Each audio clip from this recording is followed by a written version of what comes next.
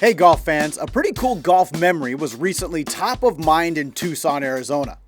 Like the ancient petroglyphs commonly found around these parts, golf history down here stands the test of time. The history of golf in Tucson starts in the 1940s, but to get this party started, let's jump to 1991 and talk about a young Sun Devil by the name of Phil Mickelson. Because in Tucson, in '91, Mickelson won his first PGA Tour event. He was an amateur, and no amateur has won a PGA Tour event since. It was the 1991 Tucson Open. He was a junior at Arizona State. He didn't get the money. Didn't make a lick of money. It was $180,000. He took the Conquistador's helmet instead, which was worth $400. From a $400 helmet to almost $100 million in career earnings, 30 years later, Phil's still tied to Tucson by his amateur accolade. And it came full circle last month when 50-year-old Mickelson returned to Tucson at the Cologuard Classic. While Phil did not become the first player in history to win their first 3 starts on the Champions Tour, his return to Tucson did inspire us to talk golf history with the locals. The history of golf in Tucson, you start in 1945 with the Tucson Open at a municipal course called El Rio. Ben Hogan and Sam Snead and Byron Nelson all showed up. In the 60s, the Conquistadors took over the Tucson Open, a charitable foundation challenged with raising money for youth sports by growing the tournament's notoriety.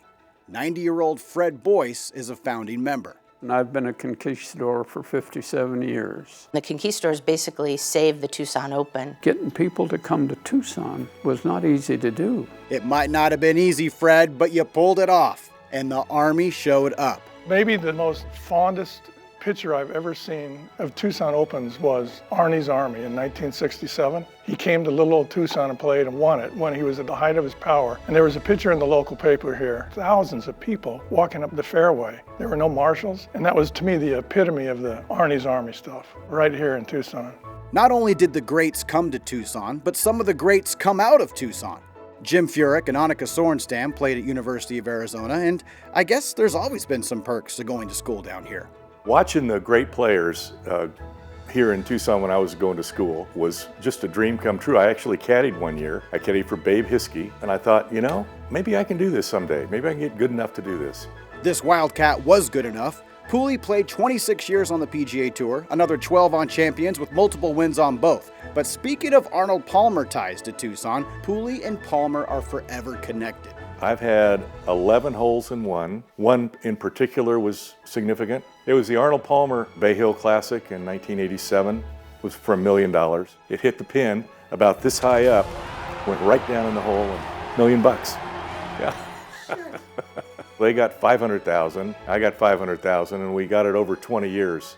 Speaking of 20 years, the stretch from the late 60s into the 80s were classic in Tucson. Lee Trevino won back-to-back in 69, 70, and then comes the Desert Fox. Johnny Miller won 3 years in a row, and he shot like 61s and 62s. Dean Martin was the host, sitting on the patio with a cigarette and a drink the whole tournament. Golf has been here since the 40s, and it's never missed a beat.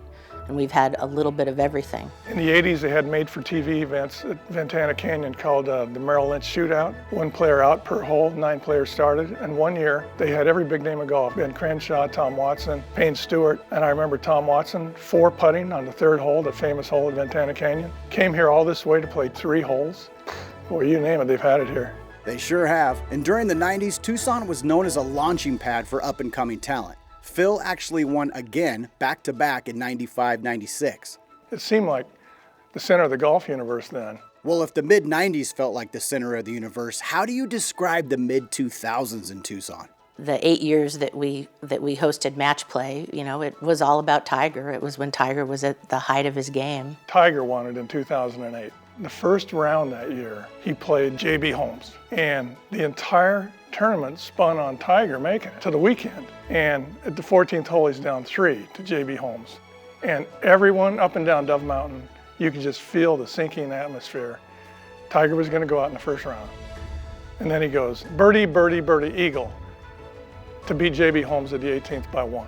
And I still remember J.B. Holmes walking back to the press center that day. He just stopped. A PGA Tour official was walking toward him, and JB goes, "What just happened?" And it was just Tiger Woods. When the PGA Tour's match play left town, it welcomed in today's Champions Tour Cologuard Classic.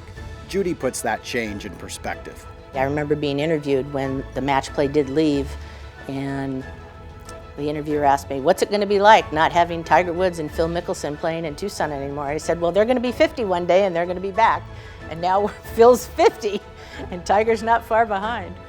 From Tiger and Phil to Ben and Byron, all the legends have passed through Tucson.